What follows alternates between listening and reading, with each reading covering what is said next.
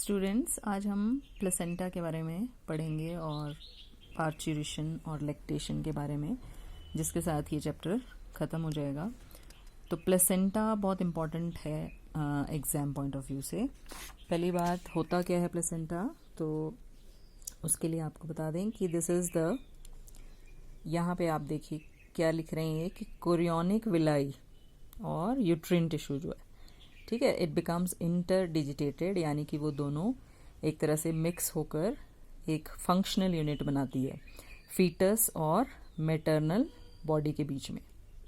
So that is called placenta. Placenta एक connection है, आप कह लीजिए, फीटस और मदर के बीच में।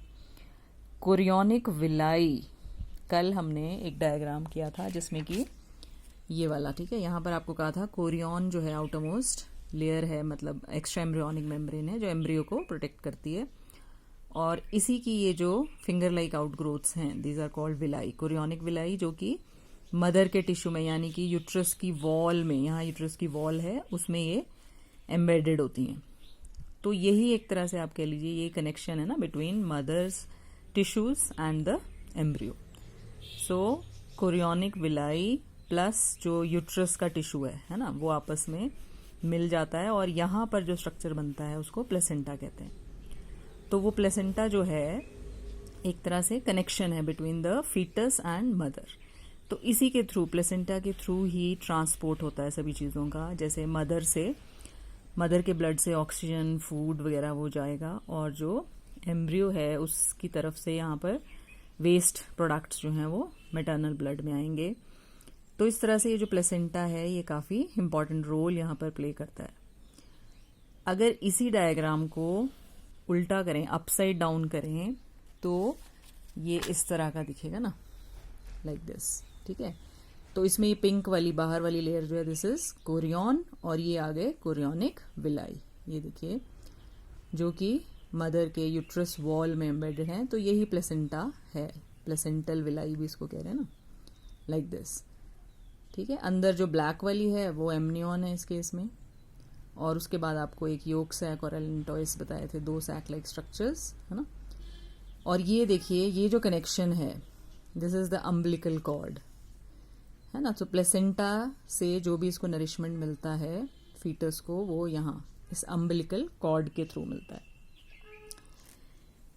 यहाँ सीबीएसई की बुक्स में आपको ये वाला डायग्राम मिलेगा, तो इसमें भी आप देखिए, दिस इज द प्लेसेंटा, ठीक है, प्लेसेंटल विलाई, और यहाँ से ये अम्बिलिकल कॉर्ड है ना, जिसकी मदद से इसको फीटस को नरिशमेंट जा रहा है, और इसका जो वेस्ट प्रोडक्ट है वो यहाँ जाएगा। This is the growing embryo, right. तो क्वेश्चन जो आता है प्लेसेंटा के रिगार्डिंग, वो कई बार आ चुका है, उसके फंक्शंस आते हैं मेनली। तो यहाँ आप देखिए डिफरेंट फंक्शंस ऑफ प्लेसेंटा। सबसे पहले हमने कहा कि it supplies oxygen and nutrients to the embryo. तो एक तरह से ये आप कह लीजिए इसका न्यूट्रिशन का काम कर रहा है ना, supply of oxygen and nutrition. Secondly, जो फीटस की बॉडी में वेस्ट मटेरियल्स बन रहे हैं या CO2 है, वो मदर के ब्लड में आ जाती है। सो प्लेसेंटा का काम क्या है, to remove the CO2 and waste materials from the foetus. Then placenta is connected to the embryo through umbilical cord, वही जो मैंने आपको बताया, which helps in the transport of substances to and from, यानी कि वही आना जाना दोनों substances का इसी के थ्रू होता है। Then most important is placenta जो है वो बहुत से hormones भी बनाता है, और क्योंकि वो hormones बनाता है तो it can be called endocrine gland या endocrine tissue। तो ये पॉइंट अलग से भी आता है, कई बार आ चुका है कि name the hormones produced by placenta. तो उन हॉर्मोन्स के नाम क्या क्या हैं देखिए, उनमें सबसे इंपॉर्टेंट आता है HCG, that is human chorionic gonadotrophin, ये कोरियन से ही आ गया। सेकेंड है HPL, ह्यूमन प्लेसेंटल लैक्टोजन। इसके अलावा एस्ट्रोजन और प्रोजेस्टेरॉन जो ओवरीज बनाती हैं वो प्लेसेंटा भी बनाता है। तो ये हॉर्मोन्स हैं जो कि किसके द्वारा बनाए जाते हैं, प्लेसेंटा के द्वारा। और ये बहुत इंपॉर्टेंट मैं आपको कह रही हूँ, 1 नंबर के लिए अलग से भी ये पूछ लेते हैं, 1 या 2 नंबर के लिए, name the hormone secreted by placenta. और अगर पूरा क्वेश्चन आता है आपको फंक्शंस ऑफ प्लेसेंटा, तो हमने कहा कि वो फीटस को ऑक्सीजन और न्यूट्रिएंट्स देता है और वहाँ से CO2 और वेस्ट मटेरियल्स को रिमूव करता है। उसके अलावा अम्बिलिकल कॉर्ड के थ्रू वो फीटस से कनेक्टेड होता है and it also secretes many hormones. Human chorionic gonadotrophin खासतौर से इसकी बात करेंगे, HCG जो है। Now this is secreted by placenta, और प्लेसेंटा कब बनता है? जब प्रेगनेंसी होती है, राइट। तो ये वो हार्मोन है जिसको अगर यूरिन टेस्ट में ये डिटेक्ट हो जाए तो इट मीन्स कि मदर इज प्रेग्नेंट। तो जो प्रेगनेंसी टेस्ट है उसका बेसिस यही होता है, ठीक है। यूरिन टेस्ट करवाया जाता है, उसमें अगर HCG मिलता है तो इट मीन्स पॉजिटिव रिपोर्ट है या प्रेगनेंसी कंफर्म्ड है। सो ये तो हुए प्लेसेंटा के फंक्शंस, राइट। नाउ नेक्स्ट जो है, next process is parturition. Parturition means childbirth basically, right? The act of expelling the full grown baby after 9 months, that is called parturition.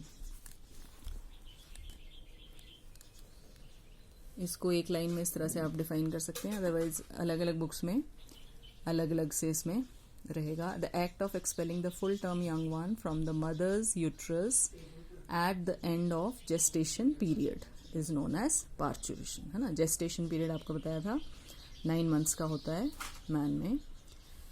So child birth और parturition, now this process is again a detailed process जिसमें कि 3-4 steps में इसको बांटा जा सकता है। और इस प्रोसेस में कौन कौन से हॉर्मोन्स इन्वॉल्व हैं, again it is very important.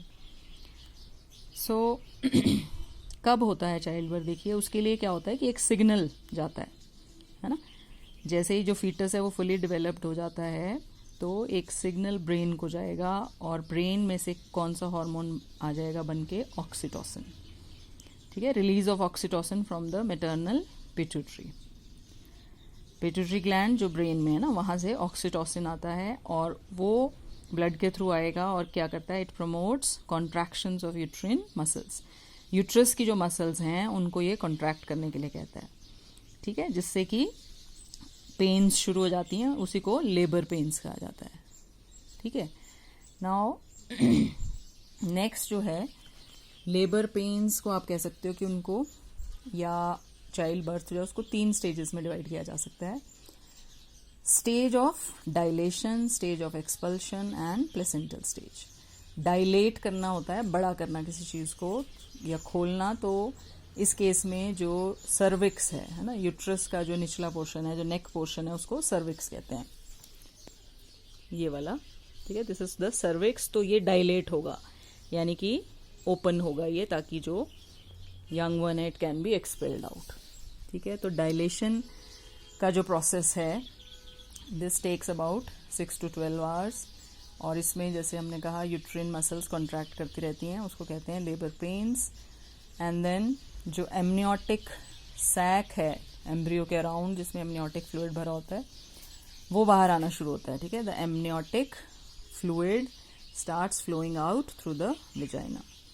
And then next step में द एम्ब्रियो या the full grown young one, it will be expelled out. Expulsion means बाहर आ जाएगा वो। सो अगेन इस प्रोसेस में भी 10 मिनट्स से लेकर कई घंटे तक लग सकते हैं।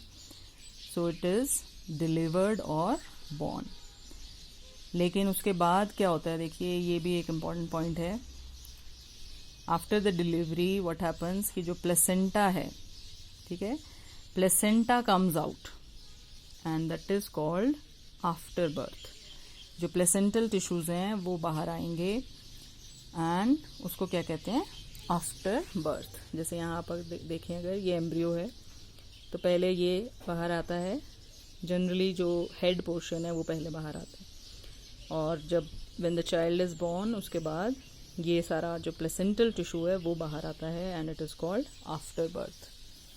सो this is how the process of parturition और child birth it takes place. तो इसमें जो हार्मोन आपको कहा, एक तो ऑक्सीटोसिन बहुत इंपॉर्टेंट है, इसका रोल है इसमें, और दूसरा एक रिलैक्सिन हार्मोन, ठीक है। रिलैक्सिन हार्मोन भी जो पेल्विक मसल्स हैं और लिगामेंट्स हैं उनको रिलैक्स करता है for easy child birth. So these are the 2 hormones which help in child birth. Then next process is lactation. Lactation means production of milk. Lactose sugar होता है मिल्क में, वहां से आप इसको रिलेट कर सकते हो. लैक्टेशन का मतलब है production of milk in the mammary glands. And again इस प्रोसेस में भी जो हार्मोन का नाम यहाँ पर भी आता है वो है oxytocin, which helps in ejection of milk. ठीक है, तो ऑक्सीटोसिन को चाइल्ड बर्थ हार्मोन भी कहते हैं और मिल्क हार्मोन भी कहते हैं. ठीक है, मिल्क रिलीज भी इसी के कारण होता है. और अगेन यहाँ पर जो 1 नंबर के लिए क्वेश्चन बहुत बार आया हुआ है वो है first milk of the mother. ठीक है, first milk which comes out from the mother's mammary glands just after childbirth is called colostrum. 1 number के लिए बहुत बार ये क्वेश्चन आया है. कोलोस्ट्रम क्या है? पहला दूध जो माँ का कहते हैं, जिसको जरूर पिलाना चाहिए बच्चे को, because it is rich in proteins, energy along with antibodies. ठीक है, उसमें बहुत सी एंटीबॉडीज रहती हैं जो कि न्यूबॉर्न बेबी को कई बीमारियों से बचाती है. So the first milk is called colostrum. And जहाँ तक इसका कंपोजिशन का सवाल है, ठीक है, एक तो this is yellowish in colour, and secondly composition की बात करें तो इसको अपने आप में ह्यूमन मिल्क को कंप्लीट मील कहा जाता है, because it consist of water तो मेन है ही इसमें, इसके अलावा ऑर्गेनिक और इनऑर्गेनिक सब्सटेंसेस हैं जैसे कि फैट्स के ड्रॉपलेट्स भी हैं, milk protein that is casein, lactose sugar है इसमें, मिनरल सॉल्ट्स की बात करें तो sodium, calcium, potassium, phosphorus and many vitamins. So सिर्फ आयरन कंटेंट इसमें कम होता है, बाकी विटामिन सी जो है वो भी बहुत कम क्वांटिटी में मिल जाएगी. Right, so this is a complete meal in itself. So this is called lactation, and with this your chapter ends. Human reproduction. इसमें let us see अगर कुछ बचता है, अदरवाइज आपको कोई अगर डाउट हो तो आप पूछ सकते हो. Prepare this and you'll have test on maybe Sunday or Monday. So thank you for today.